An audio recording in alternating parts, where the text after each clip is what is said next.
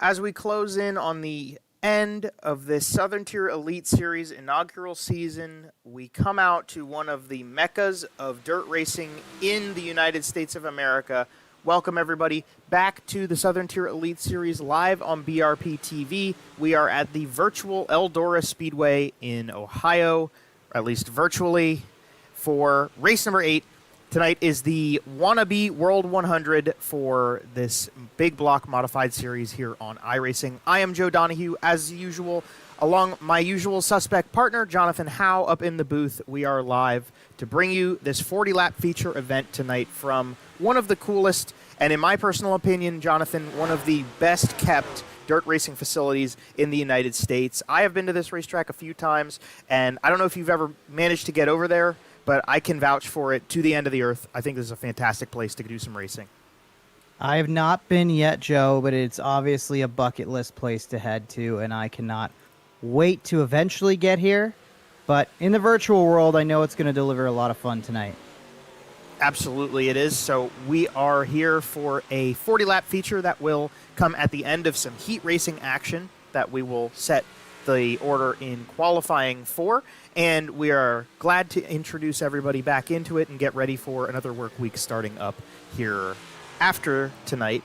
But before we get to that point, Jonathan, we can talk a little bit about the point standings coming into tonight, because things are kind of more of the same from what we saw last week. There weren't really any shakeups that big in the top 10 in points coming in, but it's actually kind of stratifying a little bit in the favor of Cole Henschel.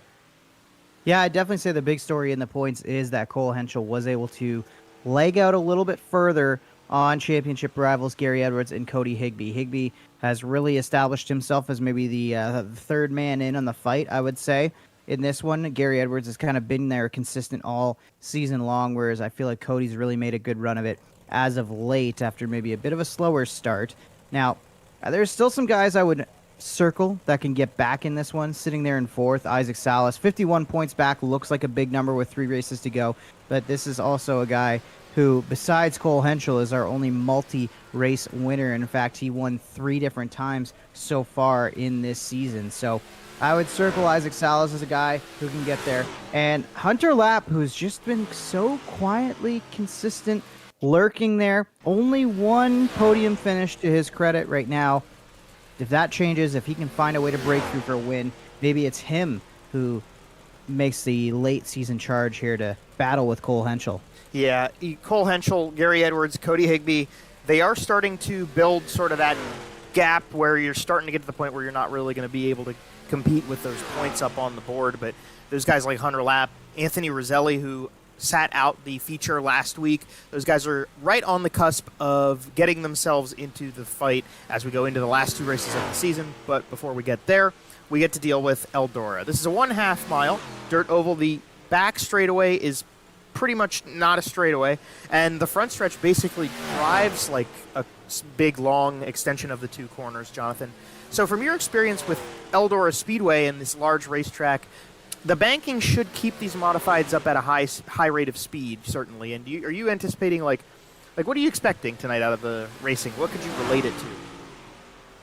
I feel like it's going to be about momentum. You mentioned how important to keep the speed up. I think that's what we're going to see tonight. I think it's going to be about using that outside, maybe not the very top side of the racetrack, but I think more than a few guys are going to try to make something happen right up against the wall. Just saw Anthony Perego on the practice screen here do a little bit of that high line work, and he's still working the top side of that racetrack.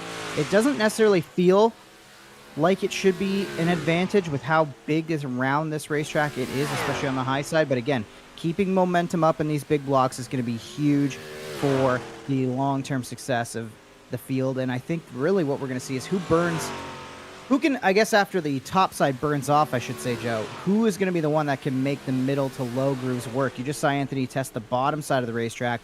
I don't think it's necessarily going to be a slider line that's most dominant. I think it's mostly going to be a dive maybe off the corner, maybe middle onward, pull down, get that run down the hill and see if you can get alongside and set the move up going into the next corner, if that makes sense. Yeah, I would agree with you. I don't think we're going to be seeing a lot of like diamonding like we maybe see at like Lucas Oil Speedway. This is going to I think personally this is kind of going to reflect Port Royal a little bit with the way that the running goes, just because more than likely we're going to see everybody running down to the bottom like we see Perego doing right here, and then they should be staying down a little bit more throughout the run early on, and then eventually we are going to get to the point where the top side is the way to go around, and beating the boards is going to be the name of the game. That will come later on in the evening. We're only just getting to the end of the open practice session for what we see as 19 registered entries for tonight's show. And at the top of the board for the moment, and probably to the end of the session, is going to be the number 21 car of Gary Edwards III, who is looking to get some points, Jonathan, because he's trying to claw on and hang on to Cole Henschel, who's been doing so well lately. Yeah, and you see Cole Henschel kind of down on speed. I mean, he's only 10th fastest. Now he's, not necessarily a ton of pit time off. 0.2 of a second, the main difference between he and Gary Edwards in practice. But that could be a big story depending on how they get situated in the heats here. And that's going to come from qualifying, which is up next. Gary Edwards always has been consistent. Cole Henschel hasn't quite been out-qualified, so to speak, or hasn't been out-heat raced, so to speak, I guess, by Gary Edwards, if that's even a slogan or a phrase. But definitely Edwards has made the most of his qualifying in heats. And again, I keep circling. Isaac Salas is always showing up near the top of the speed charts when it's all said and done in this qualifying. It opens with Cody Harris on track in that 20 ride. We'll see what he can post here as more drivers take to the Eldora Speedway for their timed hot lap, or their timed qualifying session, I should say. Yep. So Cody Harris, first car you're seeing on your screen. You mentioned Isaac Salas. He is excuse me. He is 5 for 7 in being the fastest qualifier. He's 5 for 6 in races he showed up to. So we're going to watch that 5 car and see if he can go up to the top of the board. But at the start of this one, Cole Henschel goes to the top over Kenny Coe and last time's winner Matthew Schultz. Let's find Salas and see what times he can put up as he goes way to the bottom of the racetrack here in 1 and 2. First lap was 4th quick. He will come down the backstretch, Jonathan, and try again, see if he can go a couple spots further.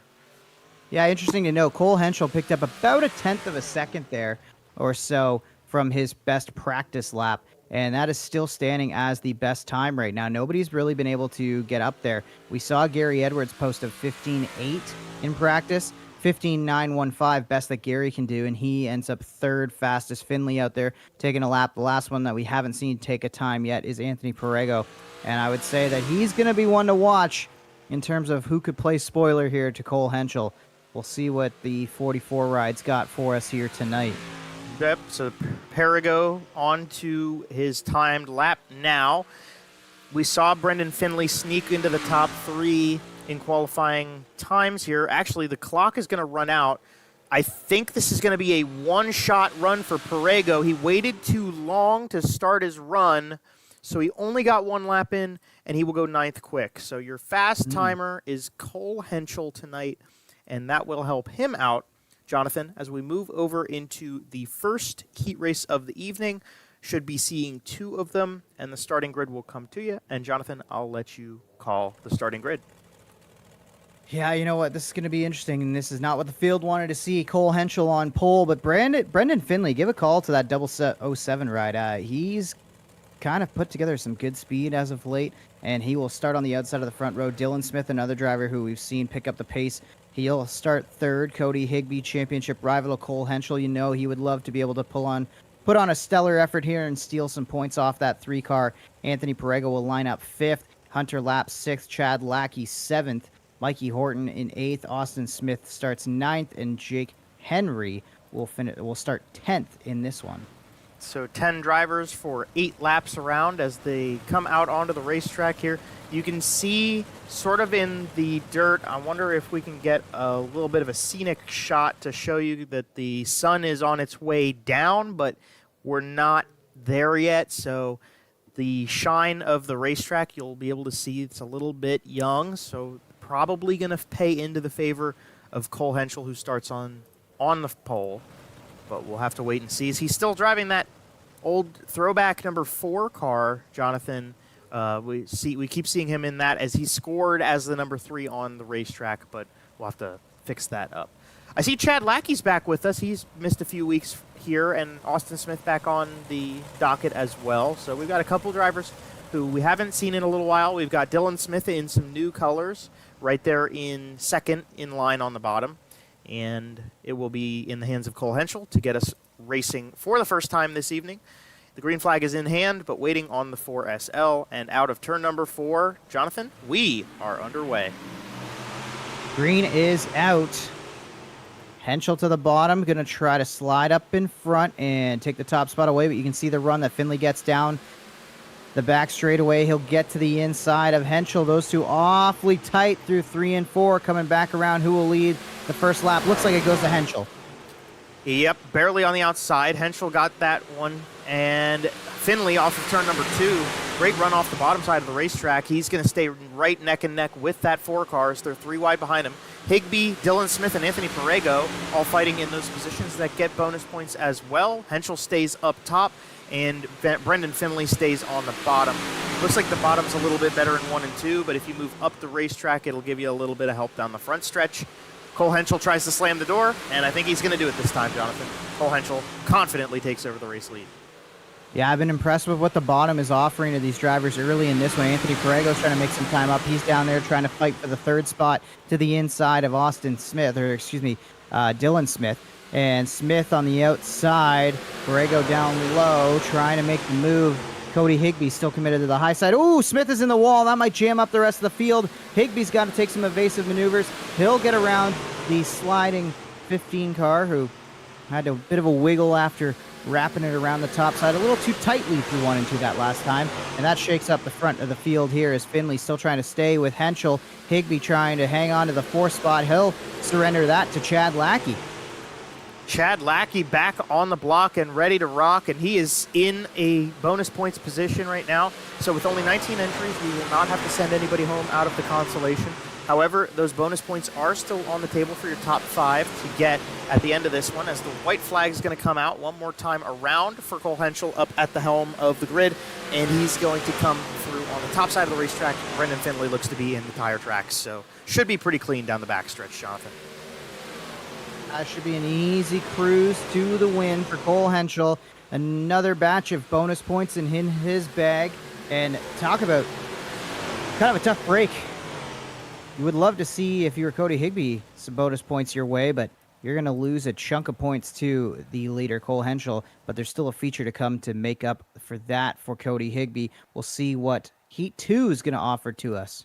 So Hig Fab Chassis Heat Race number 1 winner is the fastest qualifier. And moving into the second heat race of the evening, we go with the second fastest driver in qualifying from the pole. That is going to be the 22C of Kenny Coe. Kenny Coe, very strong, definitely a contender for the win tonight. Alongside of him, another contender for the win, Gary Edwards III. Strong in points, actually sits second in points. However, he has yet to break through for a feature win. We'll see if he can maybe change that tonight. Isaac Salas has not struggled with getting through with a feature win. He's got the most of the season. Starts from 3rd place. Matthew Schultz to his outside. Broke through for the first time last week out at Weedsport, and Matthew Schultz will take the 24th. 4th, we got Anthony Roselli and Bo Kerbo aside each other in row number 3, and then row number 4 goes back to Jeff Sharp in the 28 machine, alongside, scored as the 406, but he's running with the 55 on the side, Richard Ritchie III. And then shotgun on the field, the red number 20 is Cody Harris. So that is the 9 cars to set up your second grouping of 8 laps around this racetrack. You've got Kenny Coe on the pole. You've got Isaac Salas right behind him. You've got Gary Edwards III on his outside. And last time's winner, Matthew Schultz, right there as well, along with Anthony Roselli, who's also a very strong competitor, and Mr. Consistent Bo Kerbo. This is a very stacked up front end for this heat race. And they are stacking up a little bit. Kenny Coe maybe did a little brake check there in 3, but they come through 4, and they get ready to go, and the green flag is out, and a fantastic start off the outside. Gary Edwards going to lead him in from the top, but Kenny Coe with the inside line can't quite close him off.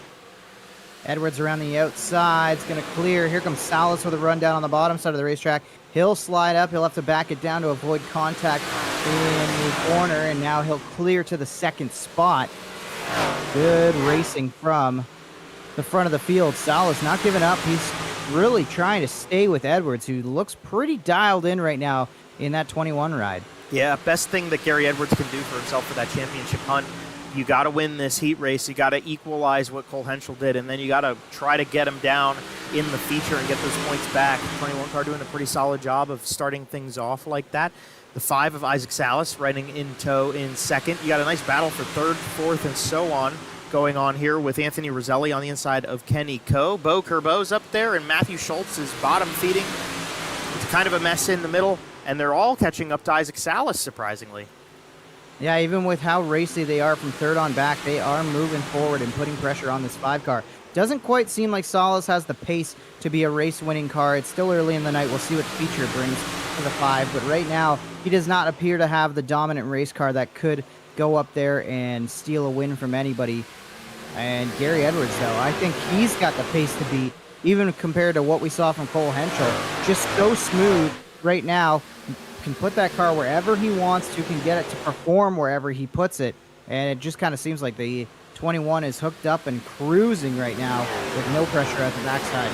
Yeah, we'll have to see how that matures over the night, though, too, Jonathan. To be fair, the racetrack changes a lot once it gets slicked off. And being able to move around a lot is really good when the track's young like this, but it's especially interesting to see what's going to come when we get later into the evening. But for the time being, 1 to go, presented by Precision Engine Service, goes to Gary Edwards III as he leads a train on the top side of the racetrack.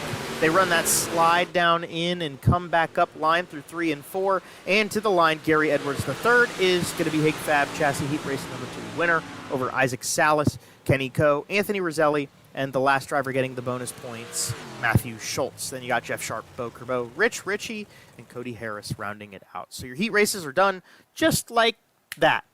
And we move into the 5-minute warm-up session in between the feature. So no consolation tonight, Jonathan. We are set and ready to go for 40 laps, or at least after these 5 minutes.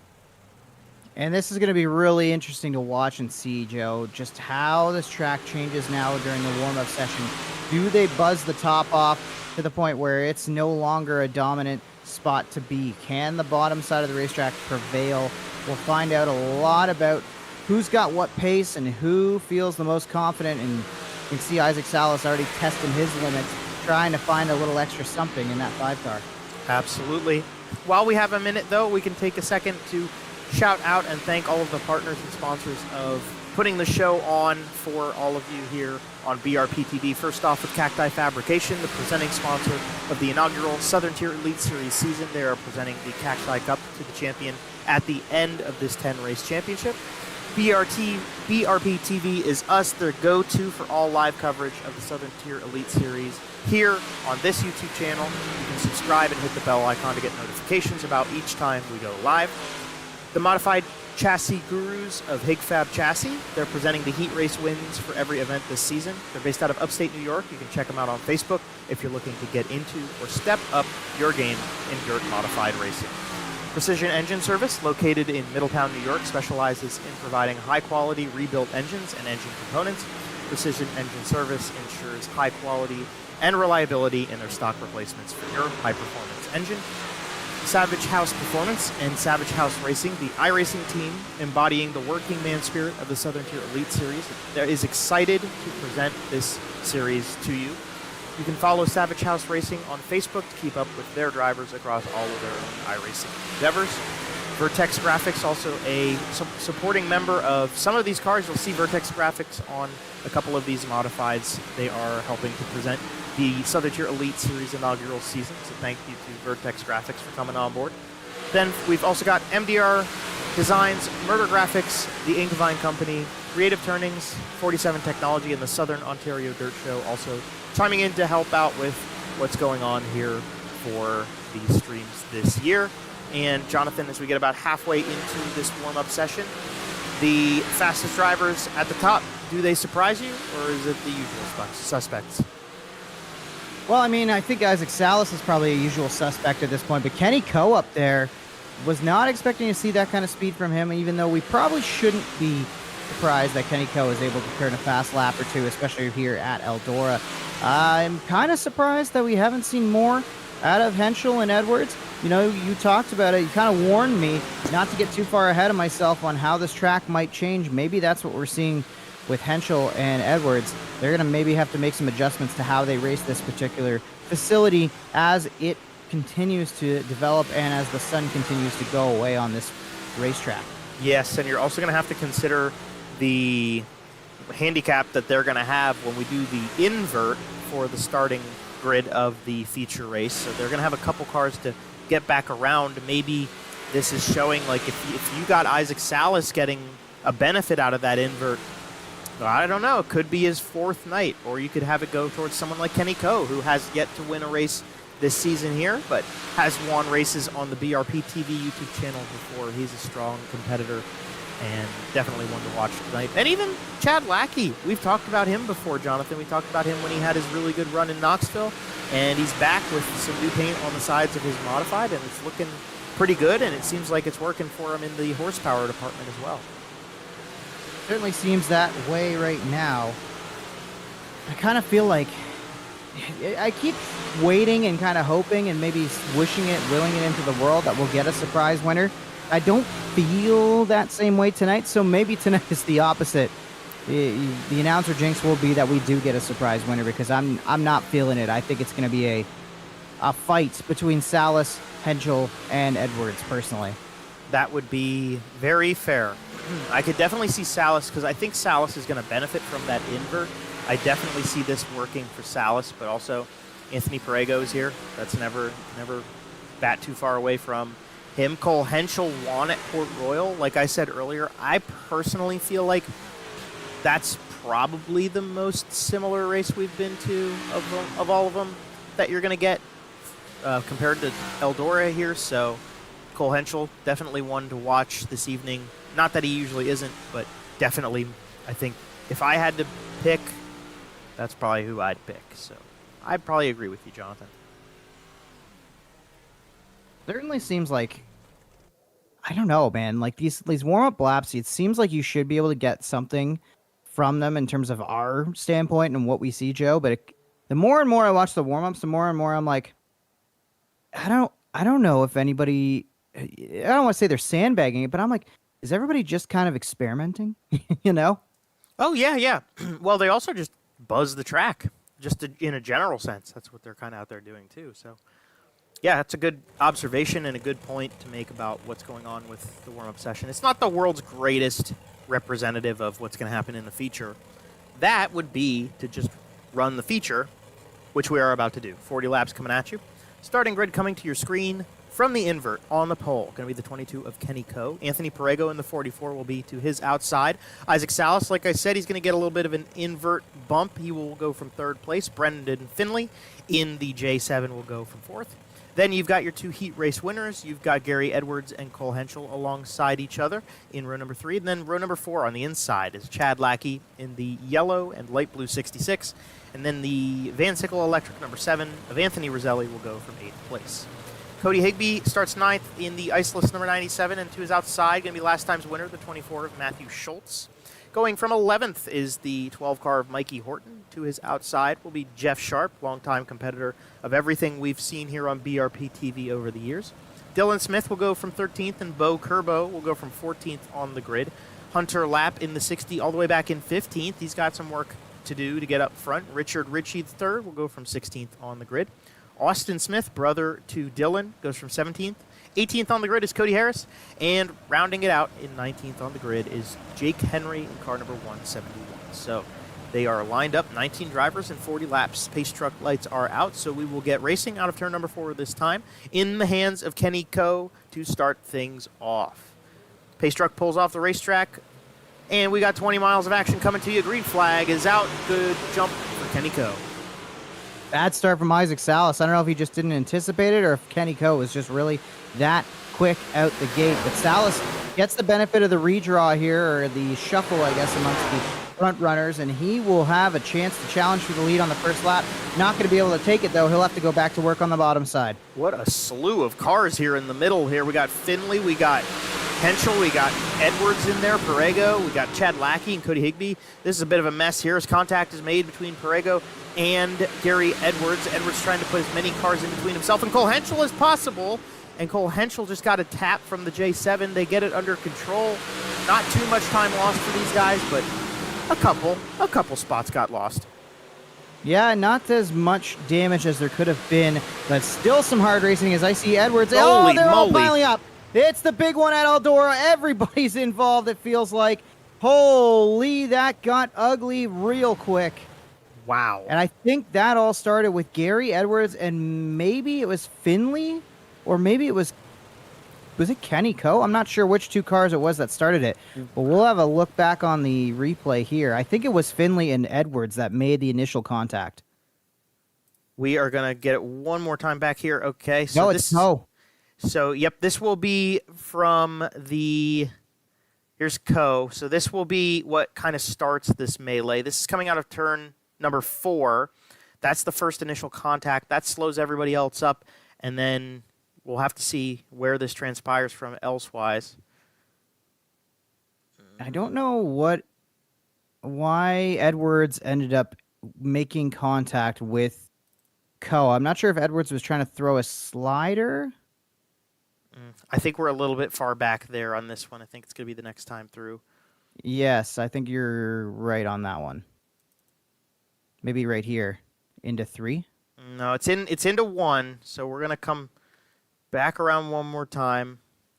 We have enough time under the yellow to do this quick, so we'll just follow it. But Parego's moving around up here as well. And then there's Kenny Coe going around the outside of Edwards. So this is definitely the area we're going to watch as they come out of the corner. And we'll have to see what happens here. Might be the start. Edwards just can't hold it down. And then they both collide into the wall. Nowhere for Parego to go. Nowhere for Cody Higbee to go. Nowhere for Cole Henschel to go. Schultz is going to get a piece of it. Roselli, Sharp. Everybody just piles in. And that just... I don't know what happened, if Edwards felt like he was getting tight, or I don't know if the car was kind of washing up the racetrack and he couldn't stay off of him. But that all starts with Edwards not being able to stay low enough and avoid contact with Coe, I guess. The best way to put it. Yep. That took up half the field right there in that incident. And as they will get re-racked here, ready to go again, all of a sudden our heavy hitters, besides, say, Isaac Salas, from the heat races, are now at the back of the field. So they've got some work to do. And if you're Salas, you got to just be, you got to be breathing a sigh of relief early in this one, but you got to be hoping that it can stay green and you can just kind of get out to a good advantage and use some track position to gap the rest of those heavy hitters. Meanwhile, what about a guy like Mikey Horton, or maybe it's Lackey? Maybe one of these guys can get up there and challenge Salas. Not on the restart, that's for sure. 5-car fired out of the cannon with a vengeance down into 1 and 2. Now the 66 starting to close in. This is not necessarily a battle for the lead, but Lackey trying to keep Salas honest. And Chad Lackey there, you can see him in the light blue right behind Salas. The field still bunched up, especially towards that mid to rear end of the grid. Dylan Smith in the mix with Mikey Horton and Brendan Finley. And Richard Ritchie's also benefited off of that yellow to get himself into 6th place right now. Fantastic running all around for these guys as they come back down the back straightaway. And this is the battle for 3rd on your screen right here. Horton goes up high, and he hears who? He goes around. I don't know where he heard him, but he went to the 3rd place position off of the corner. Oh, man. Yeah, and Dylan, I'm going to get caught on that. Dylan Smith went into that corner so fast, and he caught it and held the car down low. And just the way he's running right now, that's not going to be how the track works 20 laps from now. No, the track is definitely going to change, but it is one of those things, too, where because this surface is so wide and there's so much room to race, you can kind of do those things and get away with them to an extent. Joe, where like there is room for error when you're not clustered together. Although as I say that, you can really start to see the battle from about 3rd on back is tightening up. Meanwhile, at the back of the field, these guys that are heavy hitters that are trying to move forward haven't really been able to make much progress. You see Parego and Higbee, they're side by side, but that battle is for 11th right now. So they are so not necessarily back in this one. You're knocking on the backside of the top 10, that can go a long way for you. But right now, Salas is in the catbird seat to gain a lot of points on a lot of different guys. Yeah, I'm kind of surprised at the pace and the rate that these guys are making their way back up to the front. They're definitely doing it, and there's plenty of time. There is absolutely enough time for this to be happening. However, I'm surprised that they're still kind of back here outside the top 10. You consider guys like Anthony Perego, Cole Henschel, and Cody Higbee. So they are just trying to tick off some laps and maybe get a little bit closer, but the track's still, there's just too much in the track right now. There's not really any real like racing movement lines changing going on, generally speaking, because we've still got a lot of grip, especially right up at the top side. And every time you see a driver really enter with some great pace, great speed, just like Anthony Perego did there into the corner, they give up so much on exit right now. It's so hard to get the car hooked back up when you carry that much speed into the corner, especially on the lower side of the racetrack. So right now, Joe, it kind of feels like it's a waiting game. You kind of have to wait for this track to come to you, I guess, a little bit, or maybe wait for some mistakes to happen in front of you if you're one of those heavy hitters that got taken out early. Yeah. Now, something else I wanted to ask you, Joe, is with these guys at the back of the field, you know, we're kind of on an extended green flag run right now. What do they need? Do they need green flag laps, or are they all hoping for cautions to keep this thing bunched up? I think they need green flag laps because they need the track to get worked in, and then they need to be able to capitalize on the changing track state.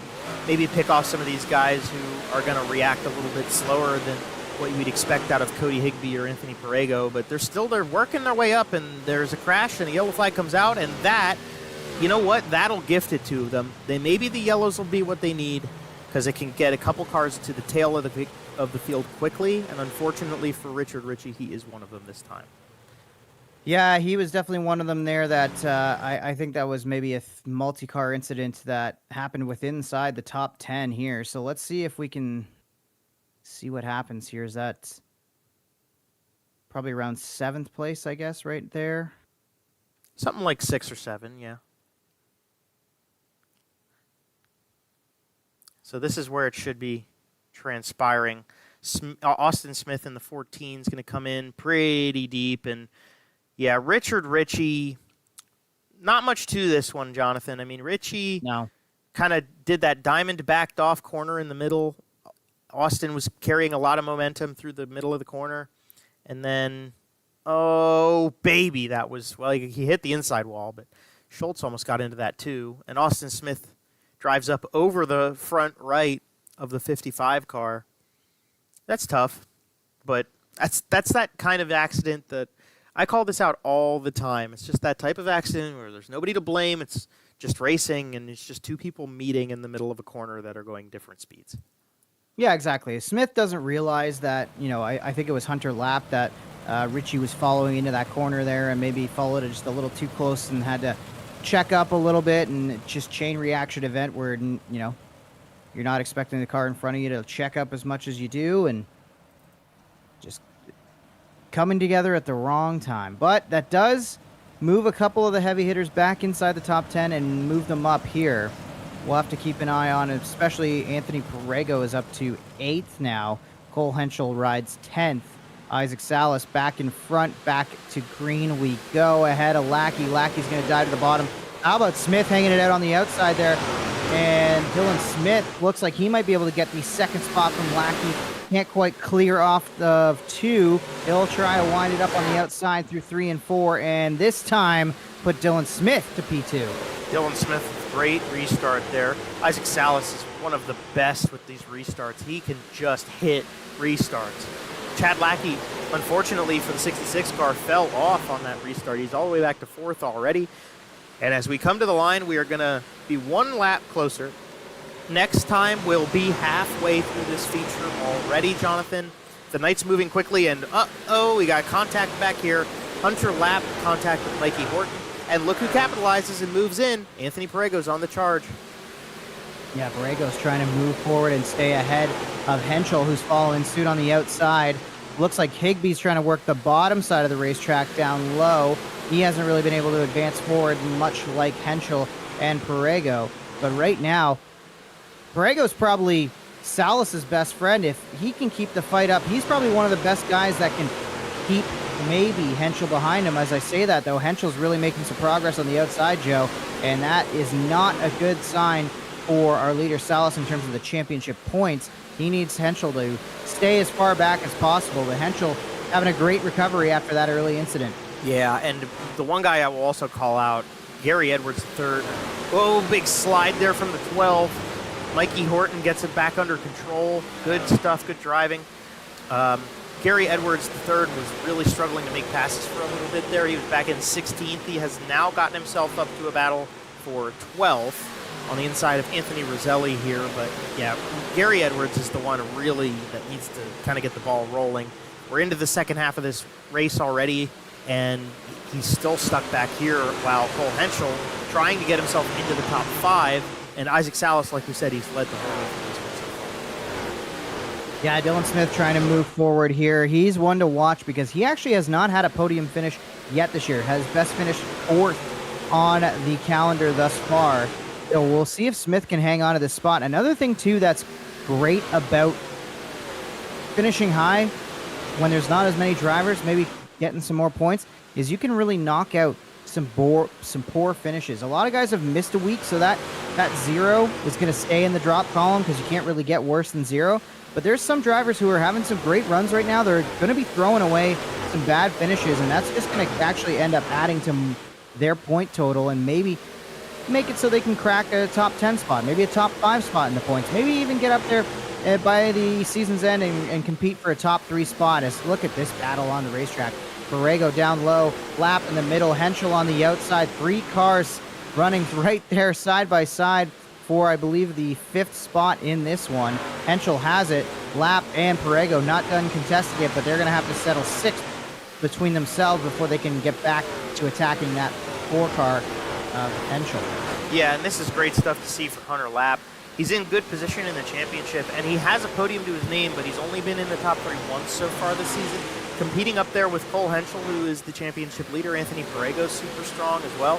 And then actually right behind them in 8th place, he's very consistently right in this area of the running order almost every single week. Bo Kerbo, with 10 laps to go, he sits 8th right behind Borrego. And I mean right behind him. You can actually even go on board with the 5K car and see what it looks like to watch Borrego send the Hail Mary of a haymaker from the way back ends of the rear end of the end zone. And he didn't quite get Hunter Lap, but he's at least shown him he's there, Jonathan. Yeah, back in line, Borrego's going to have to tuck back in and do some work here if he wants to find a way around Lap. It looks like everybody's going to the top side of the racetrack now. It is top heavy with 9 laps to go. Here comes a pass for second. Finley trying to work over Smith. Finley, one of those drivers that I mentioned, would be dropping a pretty average finish here. I'm pretty sure if he can get a podium spot, he's going to be dropping 22 points. And that's a big difference. That's going to add up for a guy like Finley who's trying to chase down Matt Schultz and even maybe get a piece of Anthony Borrego as he works his way up the top 10 in points. Smith trying to hang with him now, has crossed over to the bottom side of the racetrack. Doesn't look like he's going to be able to stay alongside. He'll have to tuck back in line. Finley now. I don't know, Joe. Does it kind of look like they're closing on Salas a little bit? I can follow the timing and scoring as well. I think I would agree with you. So they are getting as far down as 0.4 of a second to Salas. I saw a 7 last time through here, and I see it again just barely. So I would not be surprised if Finley is lapping. Well, his last lap was just a tad bit quicker than Salas. So yeah, the J7 definitely on the hunt for Isaac Salas as we come inside of 5 laps to go. Dylan Smith still trying to make something happen here. And we really quickly, Jonathan, have gotten to the point in this race where it's go time. It is absolutely go time. Yeah, Salas has to be pretty much perfect here because he cannot afford to give up any more time. The 7 has really found something, kind of diamonding the corner. Not quite a diamond, I guess, but running that middle groove seems to be taking a little bit of time off of Salas. That time it looked like Salas got through the corners a little bit better than Finley did. Finley under fire from Smith, and Lackey's made his presence felt amongst the front few cars again as he's closed right back up on Smith and maybe can steal away a podium spot before it's all said and done. 2 laps to go. They're going to be coming to the white flag this time. 1 to go, presented by Precision Engine Service. Going to be at the helm for Isaac Salas. And Dylan Smith and Chad Lackey making a nice battle of 3rd place back here. Oh my goodness, he sent it in hard, Chad Lackey did. And he's going to let Dylan come back around him. That was very gentlemanlike driving from the 66 cars out of the final corner to the checkered flag. Isaac Salas does it again. He wins the not-so World 100 here at Eldora Speedway over Brendan Finley. The fantastic run to get his second podium of the season. And Dylan Smith gets his first after absolute just class, gentlemanship from the driver of the 66 car. With that a little bit heavy of a dive. And I very much respect and appreciate what Chad Lackey just did. Yeah, you know what? There's something to be said for sportsmanship in racing, and you know what? There's an element to this that it kind of felt like that if Lackey kept that spot, he probably wouldn't have necessarily deserved it. I mean, he's made a great run to challenge Smith, but you don't want to pass a guy that way if you can help it. And kudos to Lackey there, and kudos to Smith for hanging on to the race card period to be able to stay in position for Lackey to give that spot back.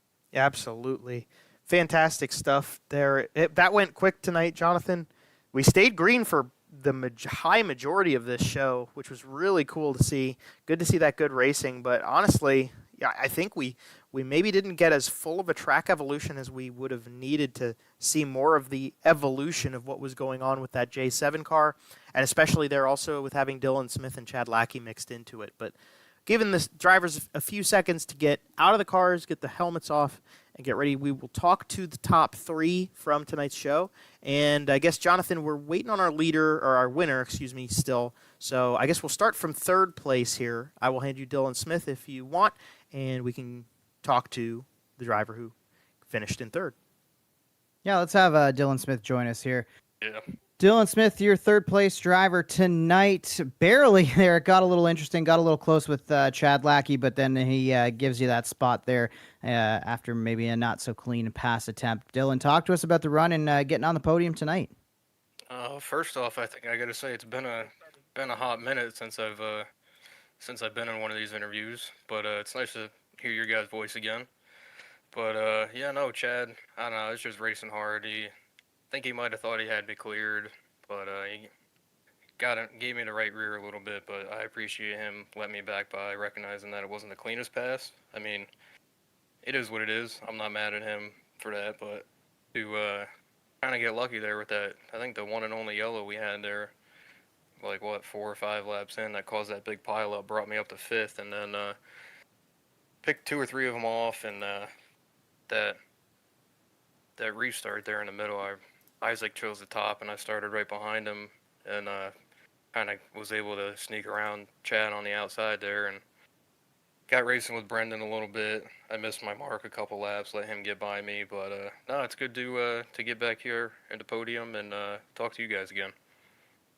And this is going to be a big one for the point standings. You know, you came into the night a little bit further back in 13th after all the drops calculations and all that, but this should be one that helps get you up into the top 10, especially with some of the trouble to the other ones. You know, how do you go about finishing this season as strong as possible? Now you've got not only a third place finish, but you've also finished 4th. You had a couple of top 5s now on the campaign. I think this comes down to being the most improved driver again.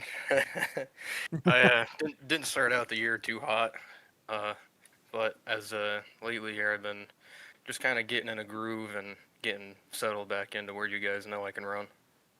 Well, it was a great effort here tonight, and we're happy to see you back in a podium spot and happy to be chatting with you again, Dylan. Who do you want to shout out? Who do you want to thank? Who do you want to wish well with your time here on the podium?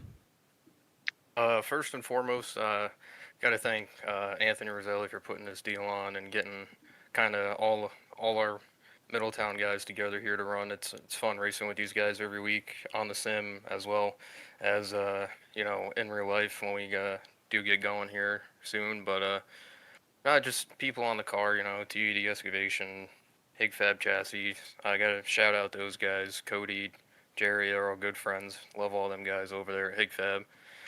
Nelson's Bar. I think that's about it for my sponsors, but got a shout out to my sister down in Texas. She's watching tonight, so it's cool to have her on and cool to put on a good race for her. My mom and my little brother out in Pennsylvania, they watch this stuff religiously. My little brother gets a kick out of all this, so he's probably bouncing off the walls right now, but I think that's about it. I got to thank you guys for always doing a great broadcasting job. It's always fun to go back and rewatch all these. But hopefully couple spots better next time out, or at least could snatch a win here. Yeah, I would love to see you on the top step of the podium. Congratulations on getting back to the podium spot, though. A much deserved and a great effort for Dylan Smith. Started 13th, Joe, and he finishes third tonight. Great effort from the 15, and a great job taking advantage of some bad luck for some of the other drivers involved. Absolutely, and that is definitely in the cards for being the hard charger for the night. Don't know the exact numbers off the top of the dome, but he went 10 positions up in the field. That's pretty freaking good. All right, well, that is awesome to see Dylan Smith in the podium spots, and also awesome to see back into the podium spots for the first time since race number 1 in Volusia. We've got Brendan Finley in the booth. It's Joe Donahue. You got a copy, brother? Yes, I do. How you doing? Hey, we are doing pretty well, and you are as well. I was talking earlier in the night about racetracks that represented this place that maybe we could compare to, and I was talking a lot about Port Royal, but I seem to have ignored the similarities of Volusia and Eldora. Talk to me about how conveniently you were on the podium for both of those races. Well, both tracks were very weird. Like you gotta really look for what's fast. It got slick up on the top quick. I lost a bunch of spots in the beginning, being up top, thinking it was gonna be fast.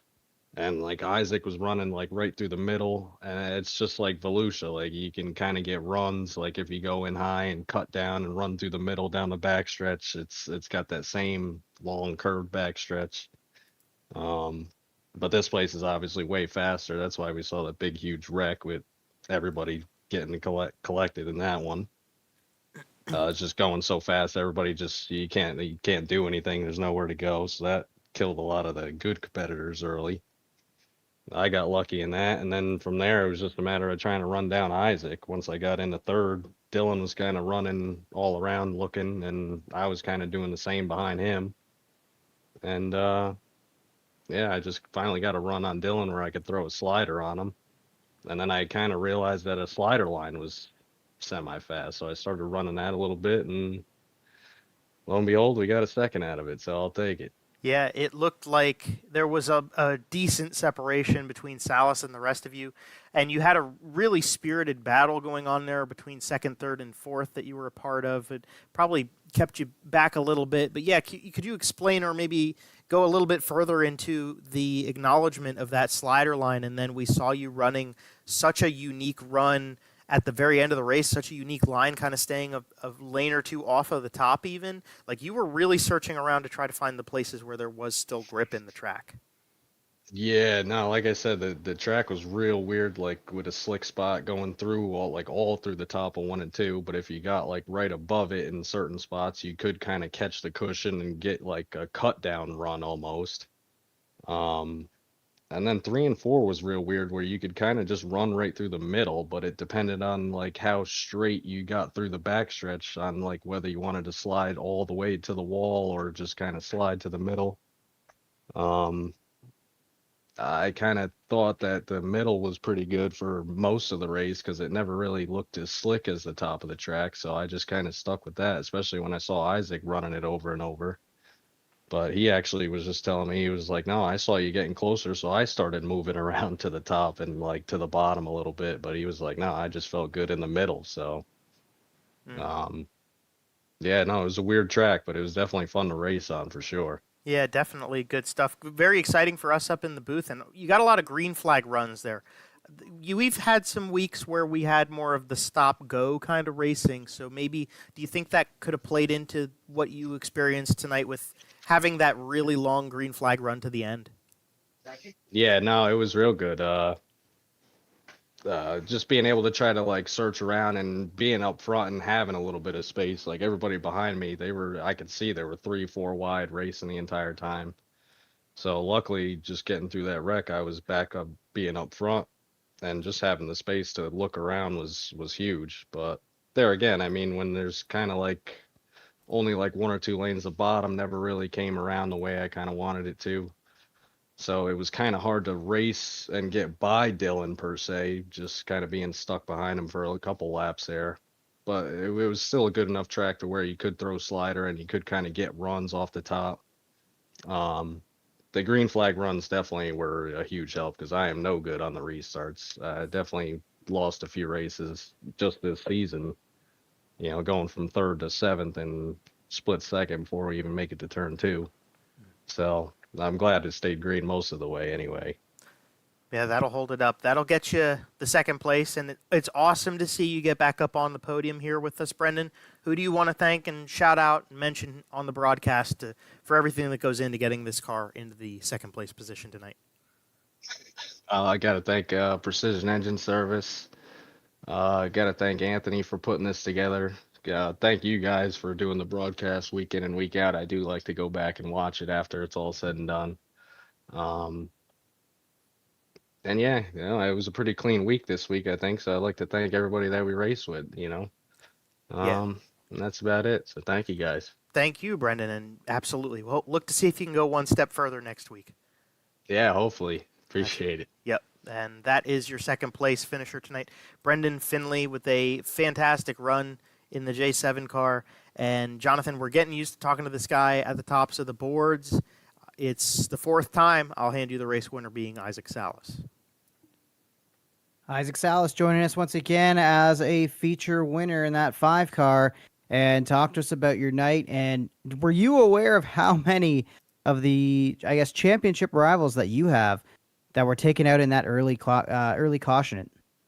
Yeah, I mean, I was aware. I got pretty lucky there to get, pretty much to the lead. I think lap 2 or whatever it was, and I seen the caution come out, didn't know who was in it, happened to look down, and the first person on my relative was Mr. Chad, and he was like sitting, I think, 7th at the time. So I was like, well, that's quite a few guys that are gone. And then I was like sitting there thinking about who was running in those positions, and I was like, oh, this is nice. This is great. I mean, I don't want to wish any bad fortune on them, but this is what I need. And then yeah, I mean, but it was so early in the race, I kind of knew that, they're all good. They were going to make their way up at least a pretty good amount to not let me have too much of a comeback. Yeah, it was one of those nights where it was really looking good for you for a second there to make up a ton of ground in the championship, and then some of those drivers did fight their way back up inside the top 10. But, as we start to close in on the end of the season, how are you feeling about your championship quest? Obviously, you're leading the series in victories right now. Do you think you can find a few more and get into that fight with Henschel, Edwards, and Higbee? Yeah, I mean, I feel super good. For this is like my first season running with all these guys, so it's been kind of fun to just race around them. And yeah, I mean, you're gonna have to have good nights compared to theirs at this point. I'm gonna have to probably podium out in all reality, and they're probably gonna have to have some misfortune of some kind. But I mean, I don't really care too much about the points championship. Like well, obviously, like I want to win it, but I'm just kind of thrilled to be running as good as I have been. And like these are some stout guys, and I think you guys do a pretty good job every week of explaining that. So yeah, I mean, it's super thrilling to win these races more so than anything. So if I get the championship, awesome. I made a good amount of mistakes this season already. But yeah, like I said, I mean, the wins, just being up there and trying to, let these guys know who I am this season has been a lot of fun. Well, congratulations on another great effort. Started third, finished first, and you led the way most of the way throughout the night. Who do you got to thank for the effort, and who do you want to shout out with your TV time? Yeah, no, I appreciate it. Try to do it every single time, but all the guys over at Venom Racing, it's been a fun winter so far. Dean the Super Car Series for all the support. Magnum Race Designs, JRB Designs for that beautiful scheme you guys get to see every week. RSN Trackside, Mission 22, Top Notch Trucking, Shaggy TV, Marines Home Inspections. Thanks to the Southern Tier Elite Series for the league. Thank you guys for the awesome broadcast every week. It's a whole lot of fun to go back and watch these.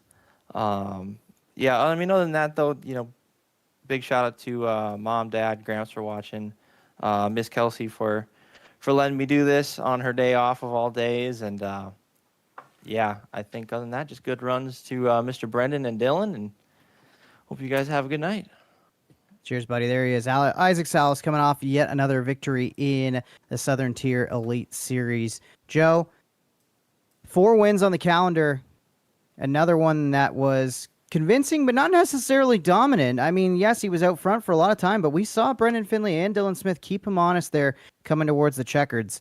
Finley finishes second, Smith third, Chad Lackey fourth, Cole Henschel rebounds to finish fifth after being up in that big incident on the front stretch early in this one. Hunter Lapp finishes sixth, Anthony Perego seventh, Cody Higbee eighth, Gary Edwards ninth, Bo Kerbo rounds out your top 10. So some big rebounds there and some damage minimized. Yeah, absolutely, Jonathan. And I like what you mentioned about Isaac Salas kind of getting reeled in at the end. And I think the racetrack didn't quite get to a developed point where we really started seeing the drivers driving the track as much as maybe we could have expected from like a 50 or 60 lap race. And what that would have done was definitely have brought Isaac Salas back into the equation a little bit more because, like you said, we really did see Finley and Dylan Smith and Chad Lackey putting together a run to catch up to that 5 car. But the rest of the order on your screen here, 11th place at the end of it for Mikey Horton. Matthew Schultz going to be 12th this week after winning last time.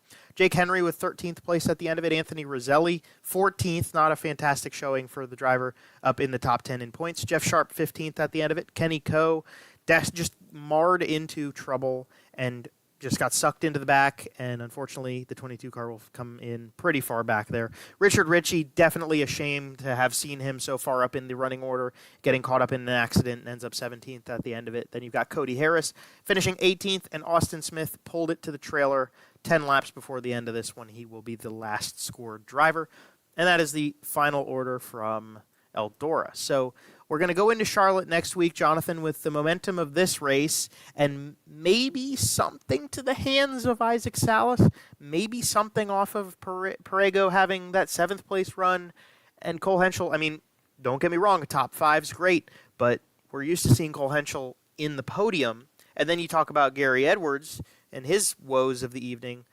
Does this turn things back towards the looks of the number 5 car? It's tough to say right now. I feel like he's still a little too far out of it. Henschel definitely did such a good job minimizing the damage to fight back to 5th place when it's all said and done. That is really, really impressive stuff from Cole. And I mean, is that his mulligan too, right? Is that his one that, all right, you can finish 5th.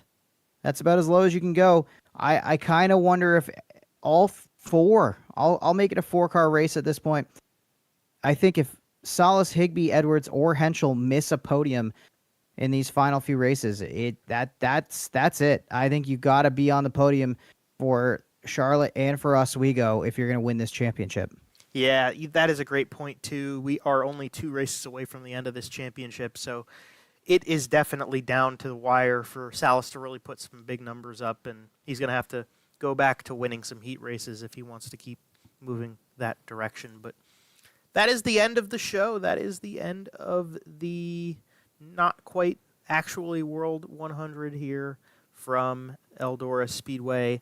Isaac Salas takes the victory. Brendan Finley and Dylan Smith up there in the podium as well. Nice little podium here. Nice to see some new faces in the top 3. We always appreciate that. We want to once more go back and thank all of the partners and sponsors of both sides of this program. Cacti Fabrication, BRP TV, HigFab Chassis, Precision Engine Service, Savage House Performance, Vertex Graphics, MDR Designs, Murder Graphics, The Inkvine Company, Creative Turnings, 47 Technology, and the Southern Ontario Dirt Show. All of the partners on the cars, all of the drivers are coming out. Everybody watching along here on YouTube, you can go back, watch the replay. It will automatically upload itself within maybe 7 to 10 minutes. And we will be ready to come back again next time for Charlotte, which will be a 50-lap feature race that you are not going to want to miss, as it is the penultimate round of the championship. So, on behalf of the Southern Tier Elite Series and Anthony Roselli, on behalf of BRP TV with Jonathan Howe beside me, Matt DeRitter up at the helm, I am Joe Donahue. Thank you very much for continuing to come out and support on your Sunday evenings with us the day off before the week starts. And we will bid you adieu until we catch you again next time. Thank you.